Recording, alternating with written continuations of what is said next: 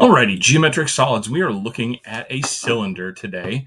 And so our objective for today's little lesson here is that we are going to review how to find the lateral area, the surface area, and the volume of a cylinder. So if you aren't familiar with a cylinder, the formal definition of it is a geometric solid formed by two congruent circular bases. So think a circle and a circle that are the same. And then it's the curved surface that's going to connect them together. So that's what you're going to have for that. Think like a can of soda or think like a can of soup or something like that. That's what a cylinder is. And so when we look at that, we need to be able to go through and find out what our lateral area, surface area, and volume is. And so let's get into that. So the formula for lateral area is just going to be 2 times pi times r times h. And so really what that is r is your radius. So your radius there is just going to be 2 feet. So it's from the center point there to the edge of the circle. And then your height is just going to be the height of that cylinder. So we have a height right here, and that's going to be 6 feet. So those are the two values that we have. So first thing we're going to do is find the circumference. The reason why I say circumference is because 2 pi r is circumference, but that's the same thing as just 2 pi r. So 2 pi r or circumference, that's what you're finding there. And so it's going to be 2 times pi times radius, which our radius was just 2. And so when I do that, 2 times 2 comes out to be 4. And then we have pi. So it's just 4 pi. That's what our circumference is, or that's what our 2 pi r is going to be. Then we find the height, which in this case here, we said the height was 6.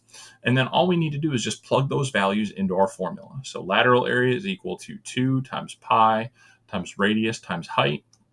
And so when we do that, 2 times pi times radius of 2 times height of 6. Now, if we want to keep everything in terms of pi, we would just do 2 times 2 times 6, which is 24 pi. And then we would say that that is square feet. If we wanted to find it as a decimal, we just put that into our calculator, and it comes out to be 75.39. So we'll just say 79.4 square feet. And that's what the lateral area is going to be. Now, when we go through and do surface area, it's just going to be taking that lateral area, and then now we're going to add it to the area of our base times 2. So 2 of our bases. So our lateral area there was either 24 pi, if we wanted it in terms of pi, or if we wanted it in the decimal, it was 75.4. That's what our lateral area is. And then 2 times the area of the base. That's going to be the next thing that we're going to find. So area of the base, the base is just a circle. So a circle is just pi r squared. So when we plug our radius in, then we would just get pi times radius squared, which in this case 2 squared is just 4. So we would get 4 pi. And so that's what we would end up having for our area. And so then we can go ahead and we can find surface area. So surface area is just the 2 pi r times h, or just the lateral area, and then times 2, not equals, plus 2 times the area of the base. So in this case here, let's do it in terms of pi first. So when we do it in terms of pi, it's going to be 24 pi, and then it's going to be 2 times 4 pi. So that's just going to be 8 pi right here, plus 24 pi. And so when we do that, we would get that the surface area comes out to be 32 pi, and then that's square feet. Or if we're trying to find this in terms of a decimal, then we can just put 32 pi into our calculator. And when we do that, it comes out to be 100.53. So we'll just say 100.5 square feet. So you've got that. Last is the volume.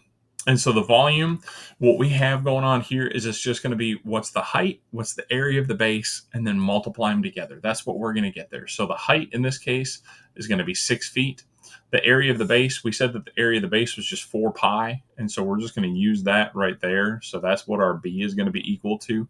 And then now we're just going to plug those values into our formula. So area of the base is going to be 4 pi. And then the height is going to be 6. So we can put that in there. And then if you keep this in terms of pi, typically we don't keep volume in terms of pi, but it's just going to be 24 pi. And then that's going to be cubic feet because volume is always going to be cubed. But if we wanted to plug that into the calculator, we could get it as 75.4 cubic feet. If you notice, that's actually the same thing as the lateral area. And that's just kind of a unique situation that happened here, but that's what your volume is. And that's the details about a cylinder.